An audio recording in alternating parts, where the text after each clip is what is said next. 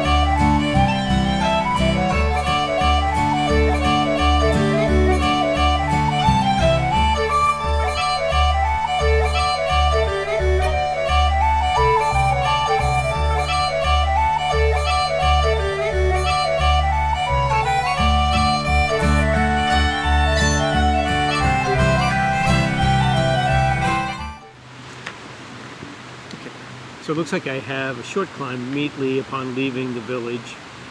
Then I'll follow a contour line west along an old military road through a river glen between Lochaber and the Mimors. Then after a few miles I will turn right heading north and end up in Nevis Forest. I don't know if there are significant cultural historical sites along the way, but I'll keep my eyes open for stuff and certainly enjoy the scenery. Alright, my shirts are just about dry and I'm about to be off.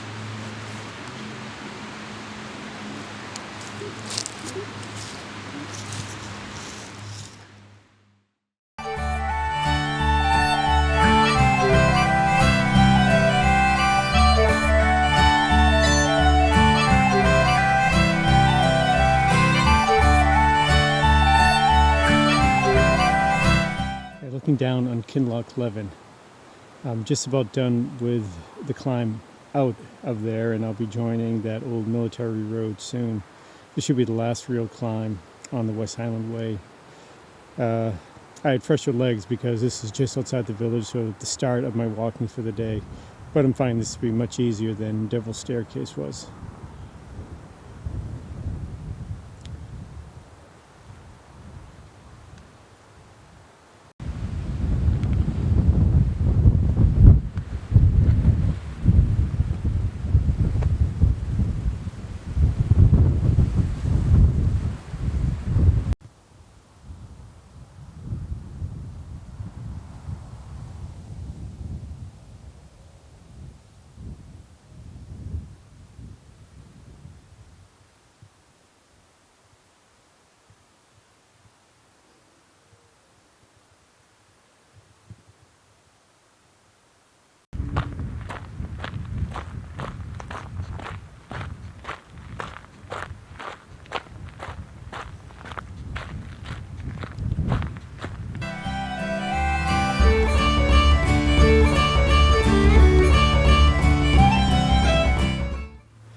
A story I've heard about these buildings on these large estates is that buildings are taxed even if they're vacant. However, the legal definition of a building requires that it has a roof.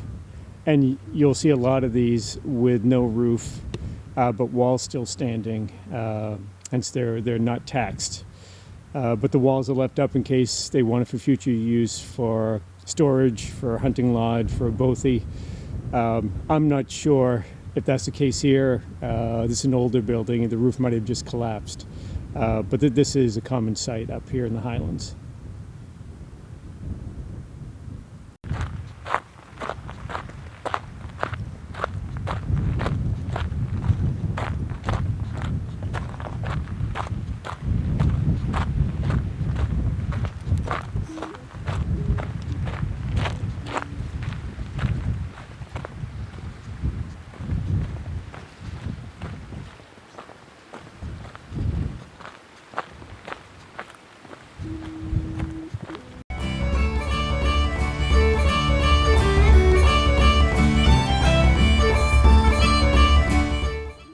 The remains of one of the tree plantations, probably some sort of non-native conifer. They'll likely replant this, I guess. This is another site you see a lot across the Highlands and the islands too.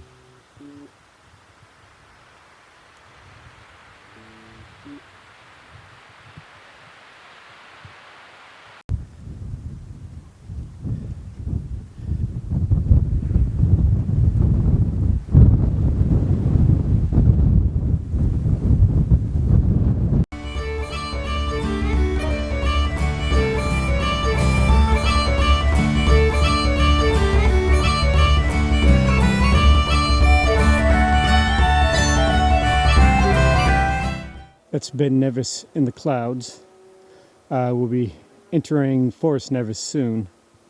There's a very, very fine mist dropping down, barely enough to feel any moisture. It's the first wet of any sort, at least from the sky, I felt this whole trip. The other being just the condensation overnight and the dew in the morning.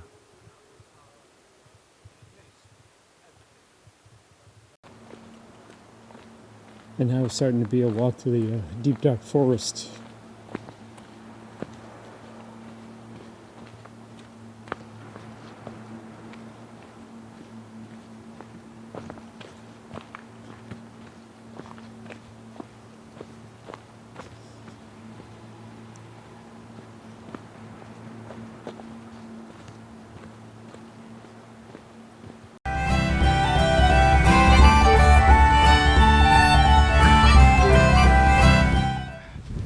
All right, the remains of Dundardil, a vitrified Iron Age fort, thought to have originally been established about 2,000 years ago, repopulated, rebuilt probably over the next 1,000 years by various groups, including the Celtics and the Pictish. As you can probably tell, it's very windy up here.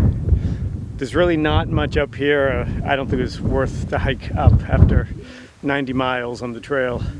But I figured I'm up here, I might as well show you. Still at Dundardil, still windy. There's Ben Nevis in the clouds. And pan to the west, a bit to the north, and you start to see the outskirts of Fort William and the end of the trail.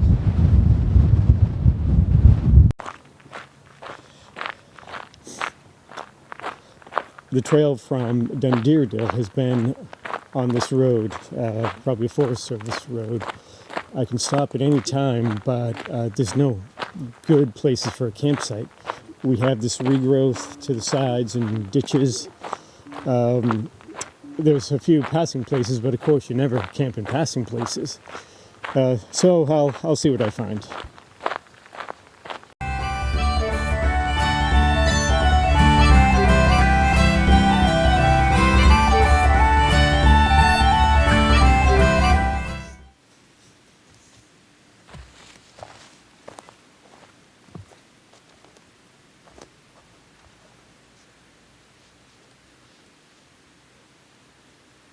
Gear talk, day 6, the last gear talk.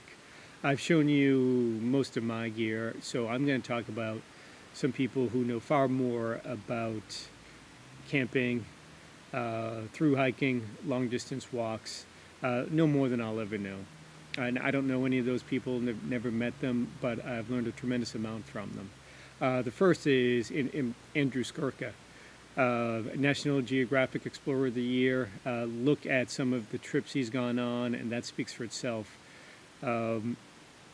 When he's out there in those extreme environments and distances from anybody, he needs to understand his gear well and know that he has the best and know how to use them. He understands the science and technology in the gear, and he explains it in clear and concise manners. Being prepared can be the difference between having an enjoyable trip and having a terrible one, if not dangerous one.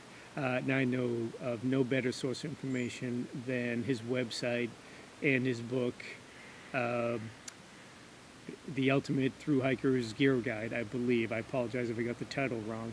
And he may have a new book coming out, I believe.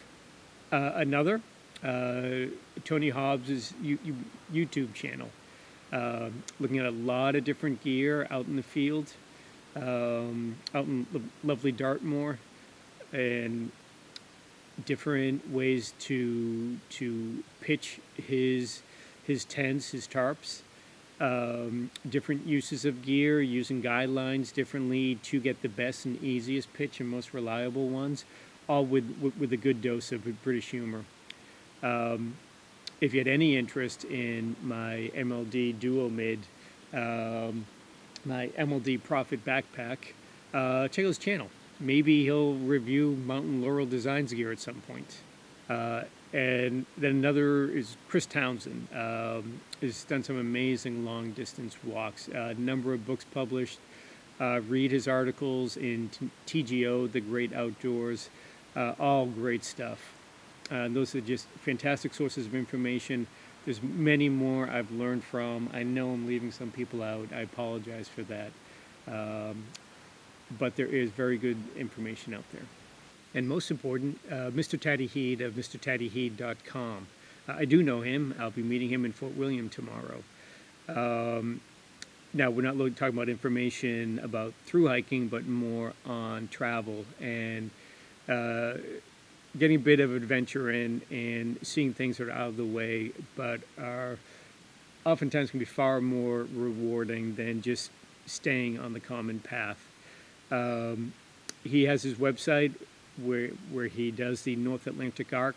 So basically that would be Northern England, Scotland, Barrows, Iceland, Eastern Canada, Maritimes to Quebec, with some other trips to Ireland, Brittany, Wales, Norway, may have got Sweden in there, but he's gone all over that area.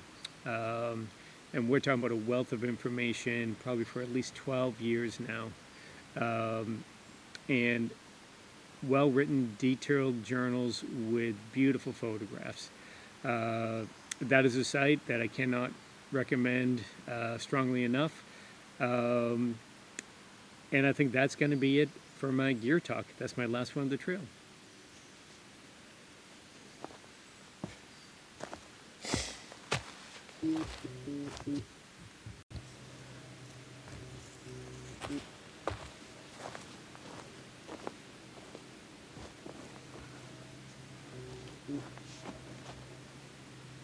Okay, worst segment of the day. Last one.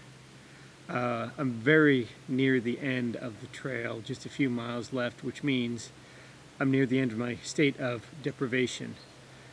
Sleeping rough, cold food, wet feet, damp and stinky clothes. So I've been thinking about what my future holds. So I thought the best way to share that with you is to go all lost on you and do a flash forward. Let's do it.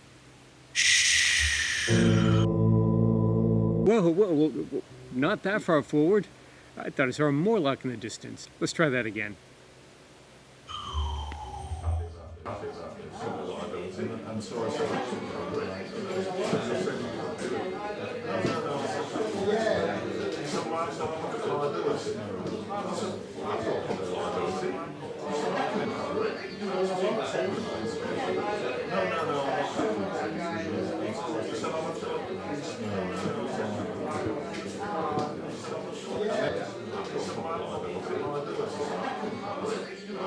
Now that's a bit better. So that's it. Worst segment of the day, done.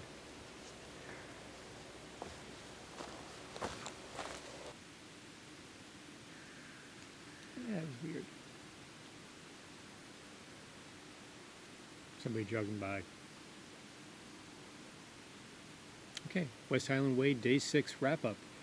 My last real wrap-up, because this is my last campsite on the trail. Tomorrow I'll finish up and I'll be at the B&B.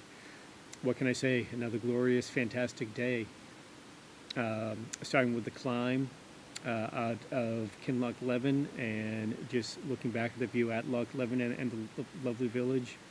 The walk through the glen between the Lochaber's and the Mamors, turning north, and eventually entering Nevis Forest. Yeah, it was fantastic. And overall wrap up, I just want to give my full appreciation to the people in the commission who just take care and maintain the West Highland Way. I apologize, I just can't remember right now because I didn't think to write it down in the back of my maps. I'll look it up later and I'll try to remember to put some text on the video. Certainly all the people I met, it was always quick greetings. We all had our destinations and time schedules to keep, but I appreciated all the smiles and all the friendly greetings. And I mentioned at the start that I'm much more of a task-oriented person in general. I mean, this is not something I do as far as talking and sharing these sorts of things. But, originally when I was planning this trip, foolishly, I was planning a 4-day trip. Just kind of get through it. I'll see the sites that I like, Connick Hill, Dungoyek Stones, Rannoch Moor. And then I thought, well, I'd like to take the time to document a little bit more just for myself. And then a bit reluctantly, honestly, I started thinking I would, maybe try to share it with friends and family. And in that case, it would be good to look more into maybe some of the other cultural, historical aspects of that people might appreciate, and try to learn a way to communicate it through video and certainly some narration. Now, I don't know if these videos are going to be good or bad, but the fact that I went through that it did mean that I had a much broader and more fulfilling experience. So I guess that whole thing with be nice and share with others is for real. Who knew?